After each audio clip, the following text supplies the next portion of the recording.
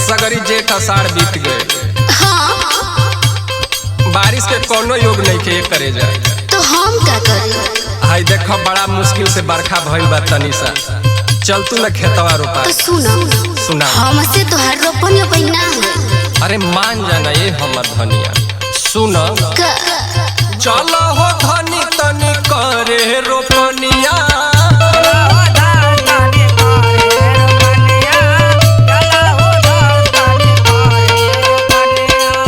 सुखल जाता खेते में के पनिया।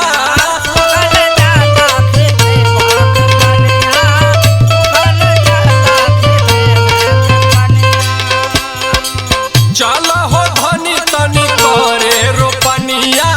सुखल जाता खेते में के पनिया। गरज बरसे बदर देखो चल हो गइले ना। सुना तारू गरज बरसे बदर देखो चल हो गइले ना।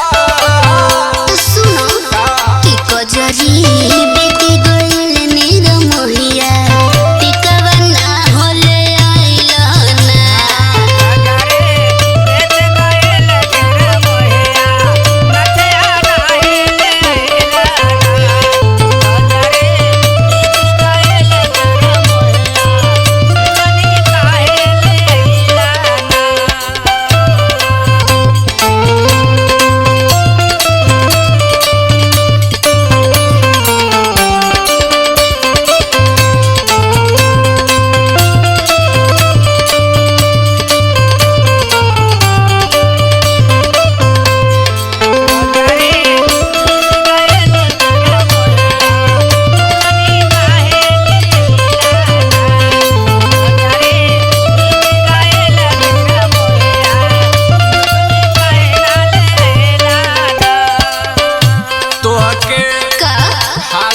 नथिया या झुलनी चाहता तो का ई ना समझत बाड़ू। तो बोलो खेती का समय है।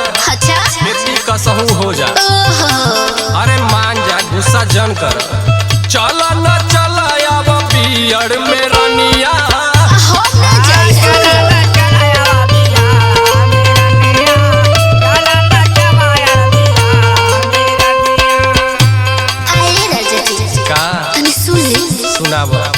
हमसे हाई रोपनी सोनी ना हो। काहे रे पगली खाली कलम चले छी। हेनी सुनी सुनाव खेत में होली राजा जोरे लपनिया।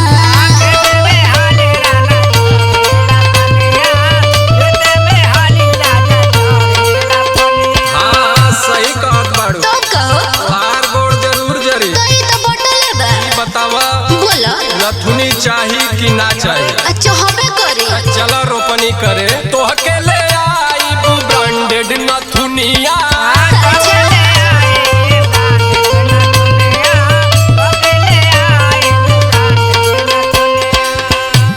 नथुनी ले चाहे ना ले। अच्छा हमसे हाई रोपनी सोनी ना हो बुझने। अरे त खइबो का हमसे ना हाई राजा धन के रोपनिया।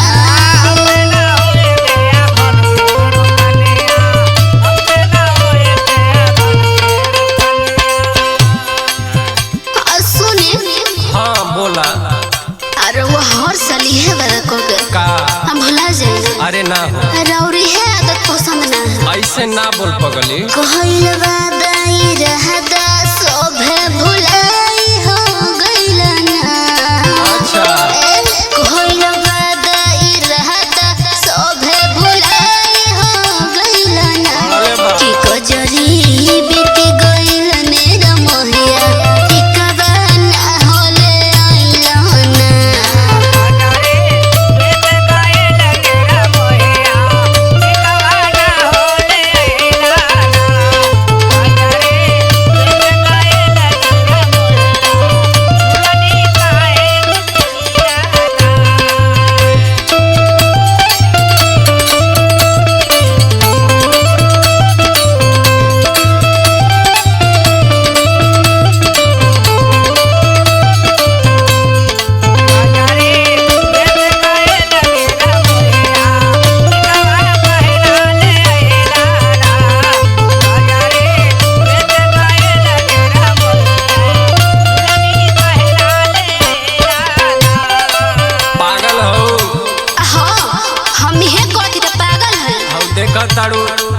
आदर्शो भाई हंसत ताड़े। अच्छा केहू के कहना मानल जाला।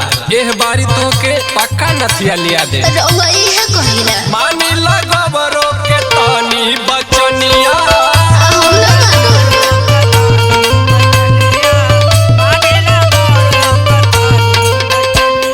आए मेरे कुछ हो जाए का हम खेती में लात ना डालो काहे ना मानो आखिर काहे सुन लो बताओ। भरत राज से भूलब कहानिया